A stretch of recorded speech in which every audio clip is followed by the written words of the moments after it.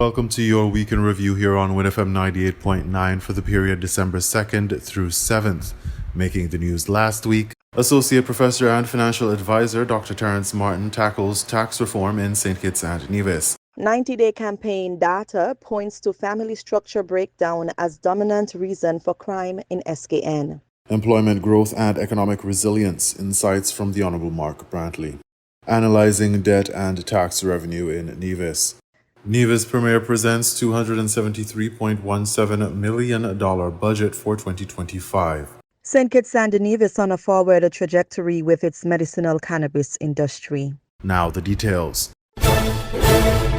St. Kitts and Nevis is at a pivotal crossroads in its economic journey, primarily regarding how it generates revenue for national development. With the heavy reliance on the Citizenship by Investment CBI program historically giving the nation a substantial cash flow, recent trends suggest an urgent need to reassess and reform the current tax framework to ensure fiscal sustainability. The urgent call for tax reform emphasized by the International Monetary Fund (IMF) is evident. What measures could be implemented to achieve a diversified revenue base while minimizing public backlash? The IMF's guidance is clear. The organization noted that in the medium term, a holistic overhaul of the taxation framework will be essential to reduce dependency on CBI and maintain fiscal space. The suggested directive underscores the need for a gradual yet comprehensive shift in the government's approach to taxation, from property taxes to income tax and the evaluation of existing tax expenditures. The call for reform is not simply about filling the government coffers.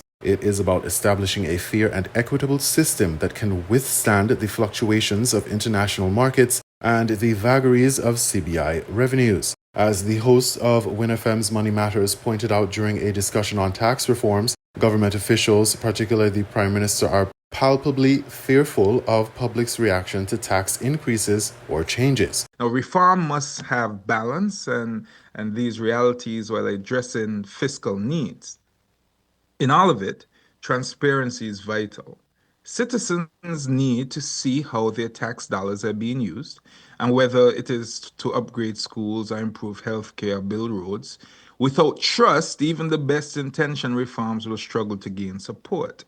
So public engagement is key. Tax reform is not just a government initiative, it's a national conversation. At least it should be. It's about understanding that while taxes aren't enjoyable, they fund the services and infrastructure we all depend on. Any administration should consider several key reforms to diversify government revenue streams effectively.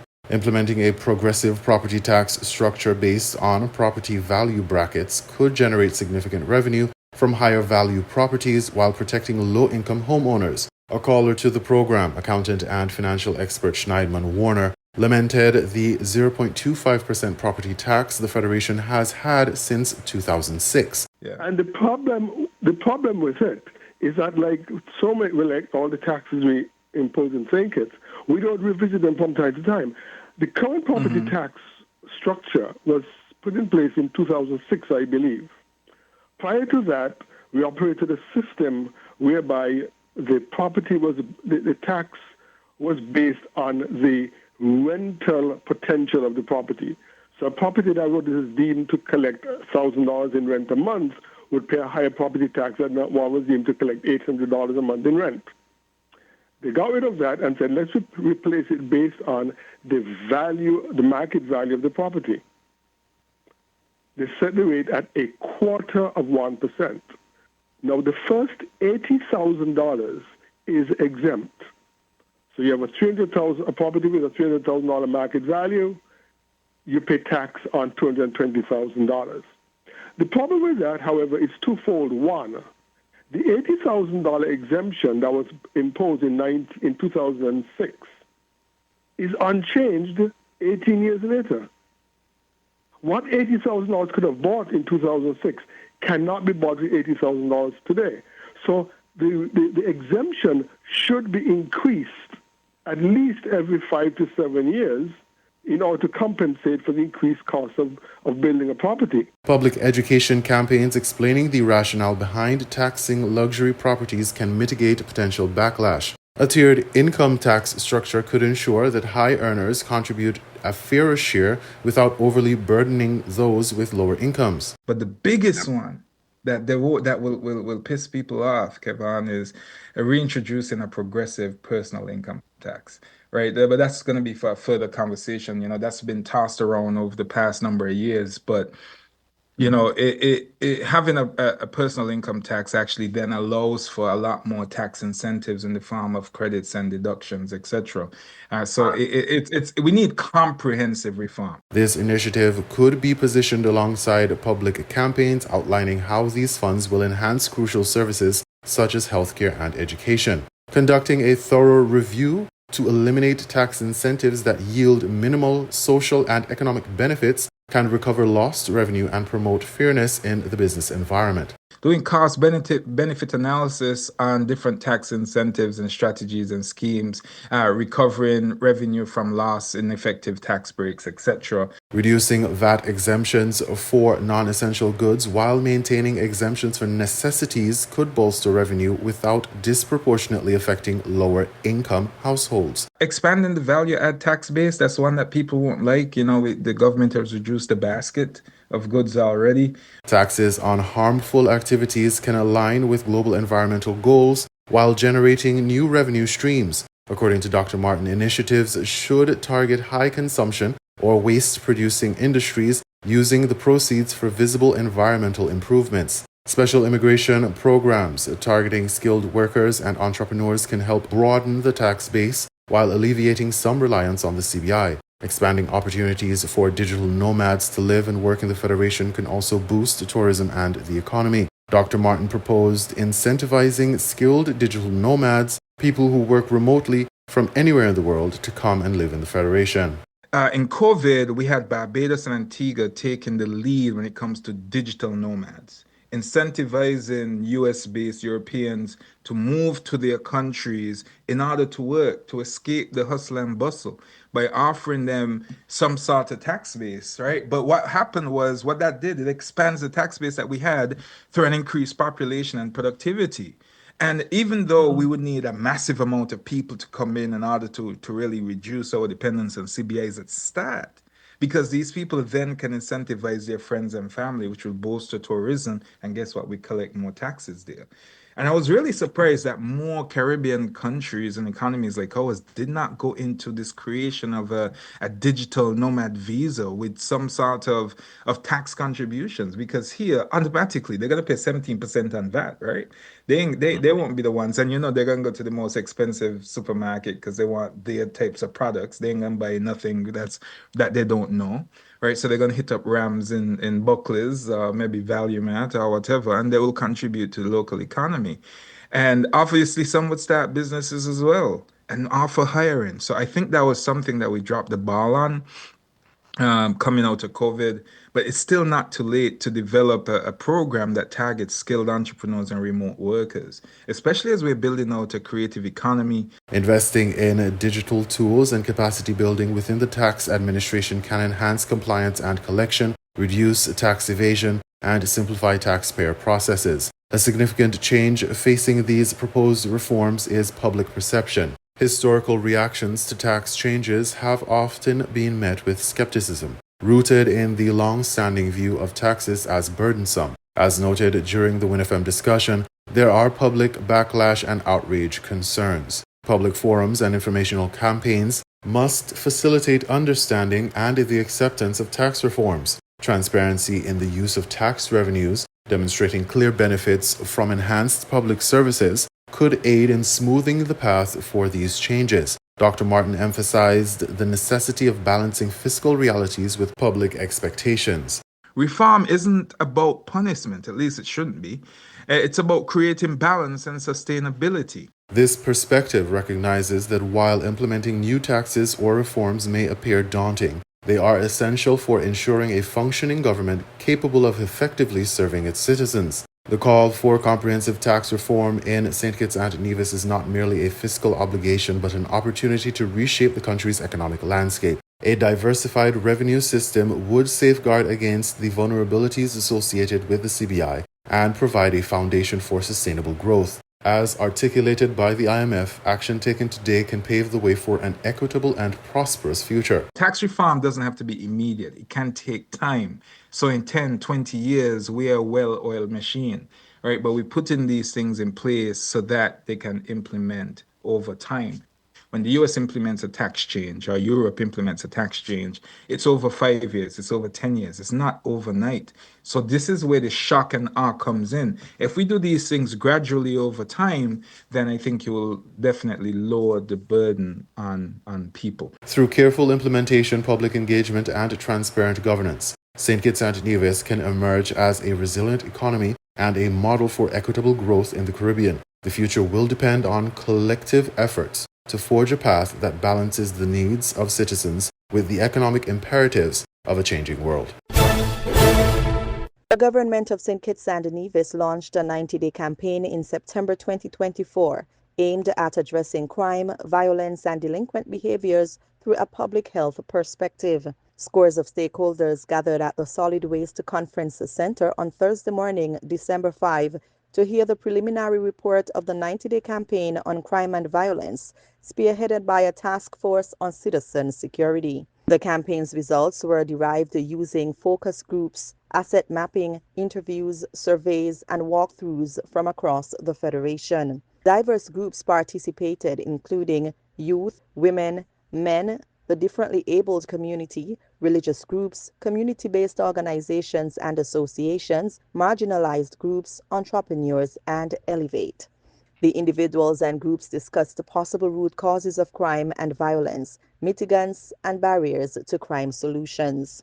In his presentation, Mr. Hans Richards, a public health expert and researcher, revealed that family issues such as a lack of parental guidance and interaction were recorded as the dominant root cause of crime, according to community feedback. And we recognize that family would have been the most outstanding root cause. And so they would say not enough time for parents after work, parents are not punishing the children anymore, parents don't have time to speak, they don't socialize enough with the children, things like that. Based on the data presented, the family, community, and schools were listed as the top 3 priority groups for shaping solutions to crime and violence. We asked the questions, what would be the solutions to the crime and violence, to curbing the crime and violence in the Federation? So we have schools, we have family, and we have communities who have greater necessity or greater need to fix the problem, bring the solution rather than the government. The government is in 4th place. So that shows that the direction in which we are going in looking at the crime and violence from an infectious disease standpoint or public health standpoint is important from a holistic standpoint, is important to be an all-out approach because we recognize that the government is not the answer to the solution. According to Richards, participants suggested that barriers to achieving solutions were a lack of community activities and peer pressure. So the barriers, lack of community activities. So that I hear a lot of. Well, we don't have enough games, we don't have enough children playgrounds, we don't have this, we don't have that. So now we see what would be a barrier. If we don't have enough community activities, obviously we would have deviant behavior because as we say in 10 Kitts, the devil find work for idle hands. So that would definitely be one of the reasons for that. So we need to have more community activities. And peer pressure continues also to circulate in the root causes and one of the barriers in the fight against crime and violence. The general analysis of the 90-day campaign community engagements, combined with a USAID crime study in St. Kitts and Nevis conducted in December 2023, revealed that the family structure is broken and society would need to work together to find ways to strengthen families, Richards declared. And previously, we would have had a research done by USAID, and they looked at the gangs, and they would have interviewed children of high school age, and the risk factors for gang affiliation and the reason for methods of gang joining were very, very much explained during that interviews and surveys. And so what I did, I made a correlation between the root causes and the reasons for methods of gang joining and the risk factors for gang affiliation. So I correlate them, and this is what I got. So families, again, they said that it's family. If the family is not strengthened, how can we strengthen family, how can we make family better, how can we educate parents so that we could prevent children from taking the opportunities or using that as the opportunity, because everybody wants to be somebody, everybody wants to go somewhere, and everybody wants to be a part of something. And so if the family is not strengthened, then they would find somebody who would make them feel like somebody. And then we also look at the probability, what are the probability or the possibility of the root cause leading to murders. Again, I correlated the same two findings with this finding as root cause, and again, it boils down to family. We look at the probability of a quarter or 0.25 probability that a child, male or female, would commit murder if the family issues are not dealt with. The implication, understanding which root cause have the highest probability of escalating to severe crimes, allows for target prevention measures. This can inform policies addressing critical risk factors more effectively. Another presenter, Alicia Collins, a community councillor, emphasized how the whole community's involvement contributed to the campaign. Community engagement has been at the heart of this initiative. Across the Federation, we connected with diverse groups, including youth, women, and vulnerable populations. While initial skepticism was a barrier, we saw a shift as individuals recognized the value of their voices in shaping solutions. For example, in one of our focus groups, one of our teenagers said, "This is the first time I've been asked what I think should change." And one of our seniors would have expressed, "Thank you for remembering us." So this underscores the importance of fostering trust and active participation. It allows person to think about, where do I fit in the public health initiative. Meanwhile, the Citizen Security Task Force critically assessed youth involvement in the 90-day campaign, noting that young males were leading several focus groups and conducting presentations with the support of female counterparts. In a few of our communities, there were young persons who were leading the presentations. We applied the focus group technique in some of these areas, and our young persons were leading the discussions. Our young persons were note takers, they were leaders, and they were lead presenters. And most of them were boys. And even in one of our community settings, one of the members, he stood up and he said, "All hope is not lost. Being here today, I recognize our young people, you need to have your voice heard." And so he felt, he expressed how he felt being amongst the boys, and they were leading all of the tables. As a matter of fact, some of the girls were just providing support, and the boys were saying, "I will lead." And so this is noteworthy. The community engagements provided several benefits, including building trust within the communities, empowering community members, accelerating long-term change, and generating data and feedback. Given the campaign's national coverage, the data and feedback collected from community engagements would be used to develop strategies and solutions. On December 3rd, 2024, during the parliamentary session during which he presented the proposed budget for the Nevis Island Administration, NIA, Premier of Nevis, the Honourable Mark Brantley, offered significant insights into the employment landscape and its implications for economic resilience on the island. The focus on job creation and employment growth is central to his administration's strategy, reflecting a sustained commitment to lifting economic performance in the post-pandemic era. Brantley underscored the positive trend in revenue collection with a reported 7.31% increase compared to 2023 figures. Continuing this trend, we expect that by the end of this fiscal year, our overall revenue collection should surpass that of the entire fiscal period 2023. This statement provides a snapshot of the economic uplift and signals a stabilizing employment environment critical for post-pandemic recovery. Job creation is a primary indicator of economic growth for Brantley's administration, and its mantra, jobs, jobs, jobs. He stated that job creation would be pivotal in the development strategy, emphasizing, "The primary indicator of growth in an economy lies in our ability to create good paying and high quality jobs."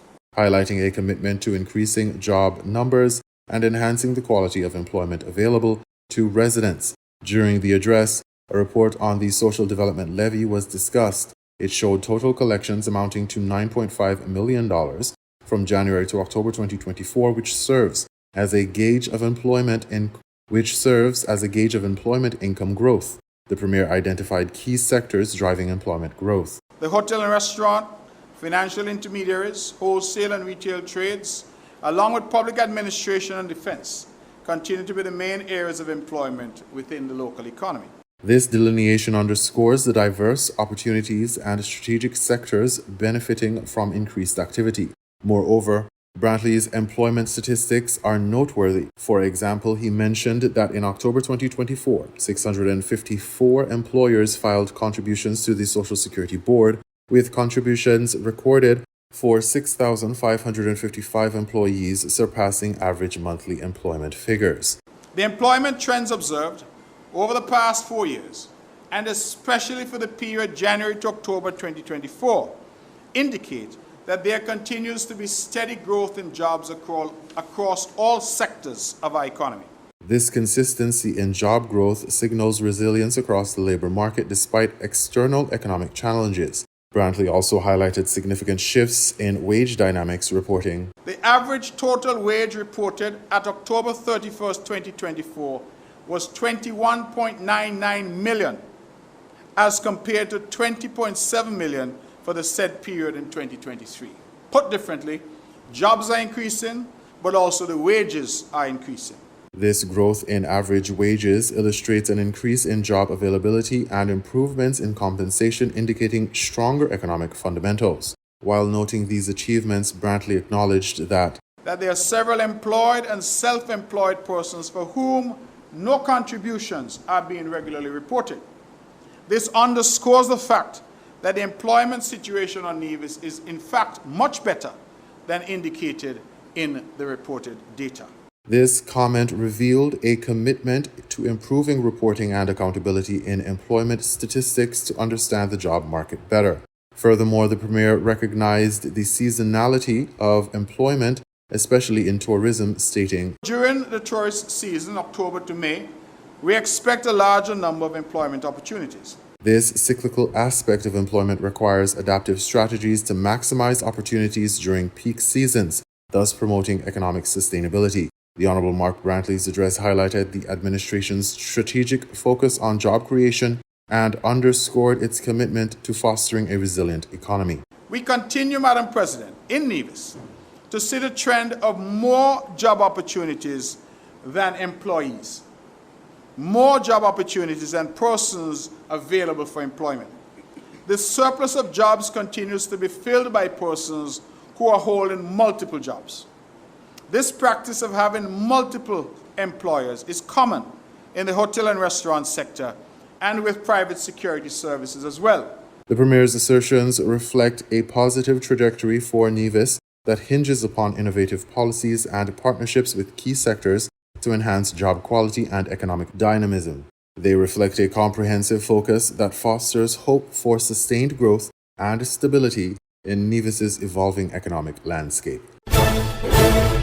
The proposed budget for the Nevis Island Administration NIA for fiscal year 2025 sets the stage for a comprehensive review of the territory's financial health, particularly regarding debt levels and tax revenue projections. The budget presented by the Honorable Mark Brantley, Premier of Nevis, on December 3rd, 2024 amounts to $273.17 million and focuses on encouraging economic growth and maintaining fiscal responsibility. In a climate of anticipated positive economic activity, the Nevis government hopes to raise approximately $164.7 million in revenue, marking a 6% increase from the previous estimated $154.8 million for the fiscal year 2024. The outlook relies heavily on contributions from the federal government's Citizenship by Investment program, which is projected to contribute at least $66 million to the budget. This will culminate in recurrent revenue projections of $230.7 million and a surplus of $26.9 million against the projected recurrent expenditure. The Honorable Mark Brantley emphasized the improved fiscal position of NEVIS as of October 31st, 2024, stating, Madam President, our fiscal position as of October 31st, 2024 has most certainly improved, and our revenue performance for the fiscal year 2024 thus far has been very favorable. This statement signifies the government's confidence in its fiscal trajectory, aided by enhanced tax collection mechanisms. The value-added tax VAT collected at $34.81 million as of October 31st, 2024 has increased substantially by $2.45 million or 7.57% compared to the previous year's $32.36 million. Such performance underlines VAT's significance as a revenue source, accounting for 27.28% of total recurrent revenue. While acknowledging the positive trends in VAT collections, Brantley also pointed out the inherent limitations in these figures. The VAT collections outlined above, even though they are promising, are not a full reflection of the state of economic activity on NEVIS. This statement draws attention to the financial reporting complexities under the current VAT legislation, which allows entities operating in NEVIS to file VAT based on receipts collected in St. Kitts. This has led to an estimated substantial revenue loss, prompting the need for legislative amendments to ensure that VAT generated from NEVIS operations is accounted for locally. Regarding the public debt landscape, the central government's outstanding debt was recorded at $476.63 million as of October 31st, 2024, a decrease of 1.4% from the previous year's figure. This reduction is attributed to strategic financial management and the absence of new debt obligations. During this fiscal year, your government has refrained from undertaking any new debt obligations. However, debt remains a critical concern, particularly with the NEVIS Electricity Company requiring a new arrangement with local banks to cover operational costs, which contributes to overall public debt levels. The debt strategy emphasizes the importance of cautious borrowing, which is crucial for ensuring financial sustainability. The Honorable Mark Brantley succinctly articulated this approach, stating, Debt reduction remains a fundamental pillar of our strategy for ensuring long-term fiscal resilience and financial sustainability. His remarks illustrated a commitment to upholding financial discipline, which fosters a stable economic environment while navigating the complexities of public debt and tax revenues in NEVIS. Parliamentary session on December 3rd, 2024, the Premier of NEVIS, the Honorable Mark Brantley, presented the proposed budget for the Nevis Island Administration NIA for the fiscal year 2025, amounting to $273.17 million. Madam President, as we turn to our fiscal projections, the budget for the upcoming fiscal year is set at $273.17 million, a minor reduction of 3% when compared to the budget of $282.7 million, which was set for fiscal year 2024. We have allocated the amount of $203.8 million to recurrent spending, representing 75% of the total budgeted expenditure. In light of anticipated positive economic activity in the coming year, the government projects a revenue collection of approximately $164.7 million, yielding a modest 6% increase from the $154.8 million revenue estimated for fiscal year 2024. Notably, the budget also includes at least $66 million expected from the federal government's Citizenship by Investment program, bringing total recurrent revenue projections to $230.7 million, which results in a surplus of $26.9 million against projected recurrent expenditure. The Premier outlined the planned capital expenditure for the year amounting to $69.4 million, a 6% decrease from the $74.2 million allocated in the previous year. This reduction arises from a targeted strategy to streamline capital expenditures and focus on projects with readily identifiable funding. As detailed in the financial summary, this capital budget will primarily be funded through low-cost loans and grant funding from regional and international partners. The revenue sources projected to support the NIA's 2025 expenditure program are as follows. Current revenue of $164.7 million, projected revenues from CBI passport processing fees at $66 million, concessionary loans of $11.7 million, and grant funding of $3 million. Premier Brantley emphasized that while these are projections, actual spending will depend on accessible funding, adhering to the administration's debt management strategy. Premier Brantley acknowledged the economic challenges during the fiscal year 2024, including high inflation, sustainability concerns surrounding the CBI program, and rising public debt. Despite these potential downside risks to the island's economic growth, our approach was to direct our efforts towards building upon the gains we have achieved over the years. Our various initiatives to spur growth and employment were designed to ensure the continued improvement in the standard of living of our people. Madam President, as outlined earlier, the tourism sector has seen robust growth in 2024. Despite these issues, he affirmed that the government's initiatives to foster growth and employment have yielded positive outcomes. The tourism sector in particular has rebounded, with a reported increase in revenue from the 2% tourism development levy. As of late October, $3.1 million was generated from this levy, nearing the previous year's total. The Premier expressed confidence in the island's economic growth, highlighting job creation through expanding small and medium enterprises and improved tax revenues. Brantley underscored the government's commitment to sustainable practices, debt management, and economic inclusivity, reiterating collaboration between the public sector, private enterprises, and community stakeholders to secure a prosperous future for Nevis and its residents.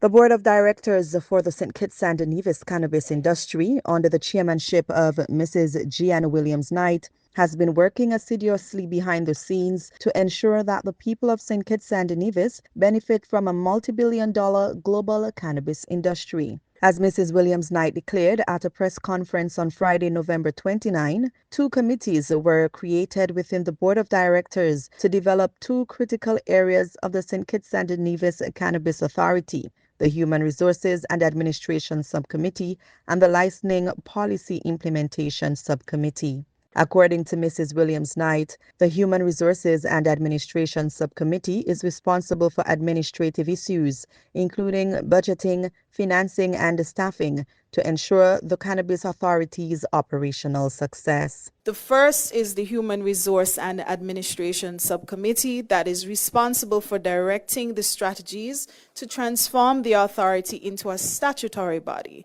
as outlined in the Cannabis Act.